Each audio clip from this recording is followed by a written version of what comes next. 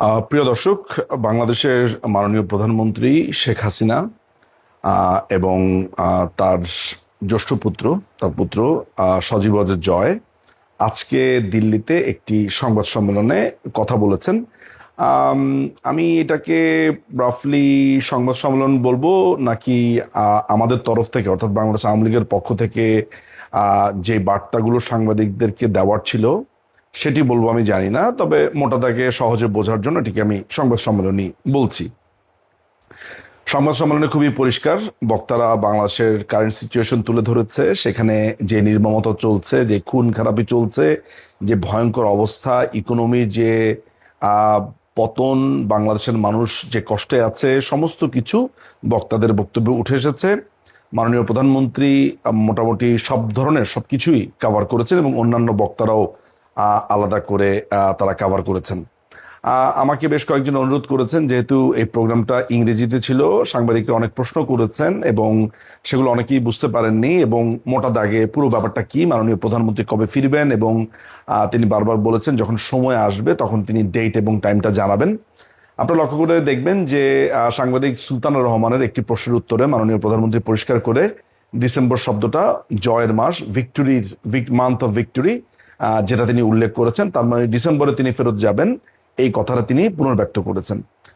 ব্যক্তিগত ক্যাপাসিটিতে আমি মাননীয় প্রধানমন্ত্রী শেখ হাসিনাকে এই প্রশ্ন করেছিলাম যে আপা, এটি আহ, গত সপ্তাহেরই ঘটনা হবে যে আপা এই যাওয়ার ব্যাপারে আমাদের প্রস্তুতি এবং অন্যান্য ব্যাপার স্যাপার সমস্ত কিছু নিয়ে আমি তাকে আলাদাভাবে প্রশ্ন করেছিলাম। যতটুকু সাধারণ দর্শকদের জন্য বলা যায় ততটুকুই আমি বলছি। সেটা হচ্ছে যে মাননীয় প্রধানমন্ত্রী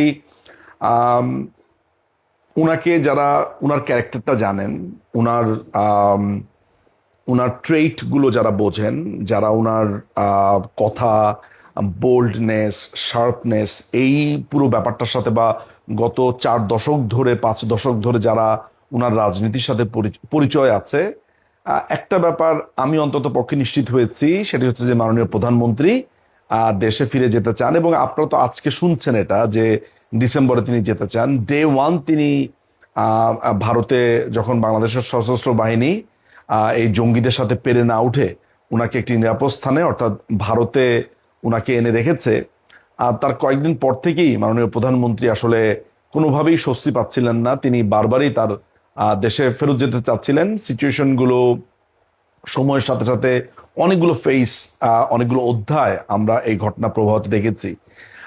উনার সাথে ব্যক্তিগত পর্যায়ে যারা কথা বলেছেন, যারা উনাকে চেনেন, তারা জানেন যে গত 2টা বছর ধরে, বা আমি বলবো যে উনার যে ব্যাকুলতা, উনার যে আকুলতা দেশে ফেরার, সেটা এটা চোখে না দেখলে এটা অবিশ্বাস্য একটা ব্যাপার। আমি যেমন শুরুতেই মনে করতে পারি যে উনার সাথে আমার প্রথম যখন কনভারসেশন হয় 2024 সালে অগাস্টে, ওই ঘটনার জাস্ট কয়েক সপ্তাহের মধ্যেই তিনি প্রথম যেই আলাপটা করেছিলেন সেটা হচ্ছে সাধারণ মানুষ তারা যেই ভাতাগুলো পেত, যেমন চিকিৎসা ভাতা, বেকার ভাতা, তারপরে বার্ধক্য ভাতা, বিয়ের জন্য আলাদা ভাতা, প্রেগনেন্সির সময় যে ভাতাগুলো, সেগুলো যে এই দখলদারি ইউনূস সরকার বন্ধ করে দিয়েছে, প্রথমে তিনি সেগুলো নিয়ে আলাপ করেছেন। আপনারা মাননীয় প্রধানমন্ত্রী শেখ হাসিনাকে আপনাদের পলিটিক্যাল আইডিওলজি অনুযায়ী নানানভাবে অনুবাদ করতে পারেন, ব্যাখ্যা করতে পারেন, বলতে পারেন, সেটা নিয়ে আমি কোনো আলাপেই যাব না, যে যার মতো করে তাকে ব্যাখ্যা করবেন। আমি একজন সাধারণ নাগরিক হিসেবে বাংলাদেশের, আজকে বাংলাদেশ আওয়ামী লীগের অনুরাগী হিসেবেও না, একেবারে সাধারণ নাগরিক হিসেবে আমার কাছে একটা ব্যাপার, আমি বাসাতেও যখন ওনার সাথে ফোনে কথা বলেছি, আমি আমার বাসাতে আমার স্ত্রী, আমার বাবা মা, তাদের সাথেও আমি টেলিফোনে খুব আশ্চর্য হয়ে বলেছি যে আমার কাছে খুবই আশ্চর্য লাগে যে উনি এত কিছুর পরেও খালি বাংলাদেশের মানুষ, বাংলাদেশের মানুষ, বাংলাদেশের দেশের মানুষের সমস্যা, কষ্ট, এগুলো নিয়ে কথা বলেন। আমার মনে আছে যখন 32 নাম্বার ভাঙছিল, ওই দিন আমি খুবই ইমোশনালি হয়ে বলেছি যে পাসপোর্টই ছিঁড়ে ফেলবো, এই দেশ আমার না, এই দেশে আর যাবোই না, এই দেশ আমার কোনোভাবে হতেই পারে না। আমি সাধারণ মানুষ, আমি সাধারণ মানুষের মতো আমার যেই স্নায়ুর চাপ হয়তো আমি তখন নিতে পারিনি, আমি আমার মতো করে বলেছি। তো মাননীয় প্রধানমন্ত্রী কিন্তু পরিষ্কার করে বলেছেন যে না, এভাবে বলো না, এটা আমাদের দেশ, এটা বাংলাদেশ। সো এই দেশের মানুষকে আমাদের ঠিক করতে হবে, এই দেশের মানুষের ভাগ্য উন্নয়ন করতে হবে। ওই 5 তারিখ রাতে বাড়ি ভাঙছে আর তিনি বাংলাদেশের মানুষের ভাগ্য উন্নয়নের কথা বলছে এবং আমাকে শুধরে দিচ্ছেন। আমি যতবারই বলেছি যে আমি আমার রাগে অনেকবার বলেছি যে এই বাংলাদেশের মানুষ বেঈমান, এরা অকৃতজ্ঞ, ততবারই তিনি আমাকে শুধরে দিয়েছেন না এটা বলা যাবে না। হয়তো বা কিছু মানুষ এমন, কিন্তু সারা বাংলাদেশের মানুষ সবাইকে এটা বলা যাবে না। এটাই ঠিক, সারা বাংলাদেশের মানুষকে আমি কেনই বা বলবো। বাট আমি আমার আবেগের জায়গা থেকে বলেছি, কিন্তু মাননীয় প্রধানমন্ত্রী বারবার করে আমাকে শুধরে দিয়েছেন। এমনকি আমি আরেকটা ছোট একটা ঘটনা বলতে পারি। আসলে এইসব ঘটনা এই কারণে বলছি যে এই মানুষগুলোকে না চিনলে তার যে শার্পনেস, তিনি যে ফেরত যাবেন, কেন যাবেন, সেই জিনিসগুলো আপনাদের বোঝা প্রয়োজন। আমি একটা ঘটনা বলতে পারি, সেটা হচ্ছে যে যে ওনাকে যখন আমি বলছি দেশে ফেরত যাওয়ার ব্যাপারে, তিনি বলেছেন যে দেখো, আমাকে দেশের মানুষের জন্য ফেরত যেতে হবে, ওরা আমাকে ডাকছে এই দলের জন্য। মানে পুরো ব্যাপারটা আমি যেভাবে অনুবাদ করলাম, আরো অনেক কথাবার্তা হয়েছে, সেটা অনুবাদ করে আমার কাছে যেটা মনে হলো যে আমি বলেছি যে আপা, সেখানে গেলে ফাঁসি হতে পারে, সেখানে গেলে ভয়ঙ্কর রকমের তারা এমন ব্যবস্থা নিতে পারে যেটা অসহনীয় একটা ব্যাপার হয়ে যেতে পারে। ওনার শুধু একটাই কথা যে তিনি জন্মেছেন মৃত্যুর জন্য এবং চলে যেতে তাকে একদিন না একদিন হবেই।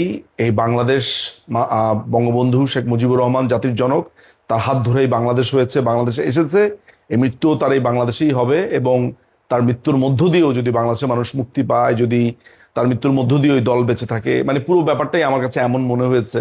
আমার যদিও উনাকে উনি আবেগী মানুষ তো বটেই, কিন্তু উনার কথার মধ্যে যে ফার্মনেসটা ছিল, আজকেও সেই সংবাদ সম্মেলনে আমি ওই একই ফার্মনেস দেখেছি। এবং উনার মুখে দিয়ে বা উনি একটা সিদ্ধান্ত নিয়েছেন, এটা ঠেকানো আমার কাছে রীতিমতো অসম্ভব মনে হয়েছে। আমি আমার সাধারণ মানুষের জায়গা থেকে, আমার নেত্রী বিপদে পড়বে, আমার নেত্রী বিপদে পড়তে পারে, আমি ক্ষুদ্র মানুষ, আমি আমার ওই ক্ষুদ্রতা থেকেই বারবারই নানানভাবে চেষ্টা করেছি আপাকে নিবৃত করবার জন্য, যে আপার ডিসিশনটা রিথিঙ্ক করবার জন্য, যে এটা ঠিক হবে কিনা, আর একটু চিন্তা করা দরকার, অ্যান্ড এভরিথিং।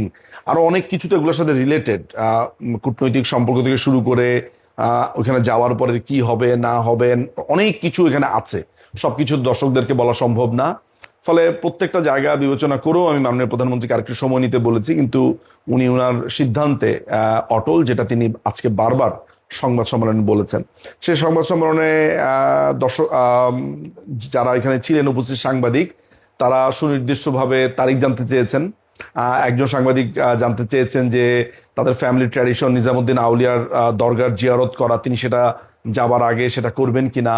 একজন সাংবাদিক জিজ্ঞেস করেছেন যে মোদী সরকার কিছুদিন আগে তাকে সিস্টার বলে অভিহিত করেছে, আমার বোন বলেছে, ফলে তার এই ফেরত যাওয়ার ব্যাপারটা ভারত সরকার কিভাবে দেখছে, এই ব্যাপারে মতামতটা কি। তারপরে সজীব ওয়াজেদ জয় ভাইকে বলা হয়েছে যে আপনি যেহেতু আমেরিকান নাগরিক, তো আমেরিকান ভারতের যিনি অ্যাম্বাসেডর আছে, তিনি বাংলাদেশে গেছেন, তিনি কয়েকদিন আগে বাংলাদেশে গিয়ে বিভিন্ন পার্টির সাথে কথাবার্তা বলেছেন, এই ব্যাপারে আপনার মন্তব্য কি, তিনি তার সেখানে বক্তব্য দিয়েছেন। সব কথার এক কথা, মাননীয় প্রধানমন্ত্রী যে কথাটা ঘুরে ফিরে বারবারই বলেছেন, একটা বার বলেছেন ডিসেম্বরের কথা, আর বাকি সময় বলেছেন যে তিনি সময় এবং ডেট সময় হলেই তিনি সেটা জানিয়ে দিবেন। ফলে স্বাভাবিকভাবে আমাদের দলীয় একটা পরিকল্পনা আছে, আমরাও সাধারণ নেতাকর্মী যারা আছি, আমরাও যারা এই বিষয়গুলো সবসময় ওনার সাথে আলাপ করেছি, দেখেছি, কাছাকাছি থেকেছি, আমরাও চেষ্টা করছি আমাদের মতো করে এই পুরো ব্যাপারটাকে কিভাবে দেখা যায়, সেটা আইনগতভাবে বলেন, কূটনৈতিকভাবে বলেন, নানান ধরনের সেগমেন্ট, নানান ধরনের জায়গা থেকে, নানান ধরনের কোয়ার্টার থেকে সবাই যে যার মতো করে ব্রেন স্টর্মিং করছে, কাজ করছে, সেটার এক ধরনের পরিকল্পনা তো আছেই। সো এগুলো প্রকাশ্যে বলবার কিছু না, এগুলো সাধারণ দর্শকদের আমার মনে হয় না যে এই ব্যাপারগুলো খুব বেশি জানবারও প্রয়োজন আছে। কারণ স্ট্র্যাটেজি যদি আমি খোলা মাঠে বলেই দেই বা এটা যদি এই আলাপই করি, তাহলে সেটার আসলে আমি বলবো নেতিবাচক দিকটাই থাকে সবচাইতে বেশি। তো আমার আজকে এই ভিডিওটা করবার প্রধান উদ্দেশ্যের যে জায়গাটা হচ্ছে যে মাননীয় প্রধানমন্ত্রীর দেশে ফেরার ব্যাপারে আমি অন্তত পক্ষে নিশ্চিত যে তিনি এই সিদ্ধান্ত নিয়েছেন এবং তিনি সেটা তার দেশে ফেরত যেতে চান। তিনি দরকার হলে মৃত্যুকে বরণ করে নিতে চান। এই ধরনের রাজনীতিবিদ, এই ধরনের দৃঢ় চিত্তের অধিকারী, এই ধরনের মানুষ বাংলাদেশের রাজনীতিতে এইটা আসলে অনেকেই হয়তো বা কল্পনা করতে পারে না। কিন্তু বারবার আমরা একটা কথা ভুলে যাই যে তিনি বঙ্গবন্ধু শেখ মুজিবুর রহমানের কন্যা, তিনি জাতির পিতার কন্যা। শেখ হাসিনা বাংলাদেশের উত্তর, শেখ হাসিনা বাংলাদেশের উত্তর। আমি সবসময় এই কথাটা বলেছি, আমি সবসময় এই কথাটা বলে এসেছি, আমি সবসময় বলে এসেছি মাননীয় প্রধানমন্ত্রী শেখ হাসিনা বাংলাদেশের উত্তর, বাংলাদেশের অ্যান্সার, বাংলাদেশের সমস্ত সংকট বা সাহস বা ব্রেভারি যা কিছুই বলি না কেন, সেটার স্পষ্ট উত্তরই হচ্ছে মাননীয় প্রধানমন্ত্রী শেখ হাসিনা। সুতরাং আমরা যারা বাংলাদেশ আওয়ামী লীগের কর্মীরা রয়েছি, যারা অনুরাগী রয়েছি, যারা বাংলাদেশকে নিয়ে চিন্তা করি, আমরা তার এই সিদ্ধান্তের ক্ষেত্রে পরবর্তী যা যা করণীয় সেটার জন্য আমরা সোচ্চার রয়েছি।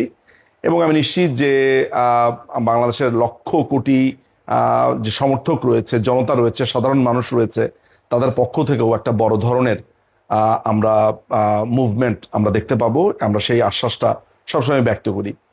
এই সংবাদ সম্মেলনে মাননীয় প্রধানমন্ত্রী এবং তার সন্তান ছাড়াও বাংলাদেশের জাতীয় দলের ক্রিকেটার অলরাউন্ডার সাকিব আল হাসান তিনি উপস্থিত ছিলেন, আপনারা দেখেছেন। ফলে আপনারা এও জানেন যে সাকিবের এই সংবাদ সম্মেলনটার পরে সাকিব আল হাসানের বাড়িতে ককটেল বিস্ফোরণ হয়েছে, আগুন লাগিয়ে দিয়েছে। এতে করে বোঝা যায় যে কি ভয়ঙ্কর অবস্থা বাংলাদেশে চলছে।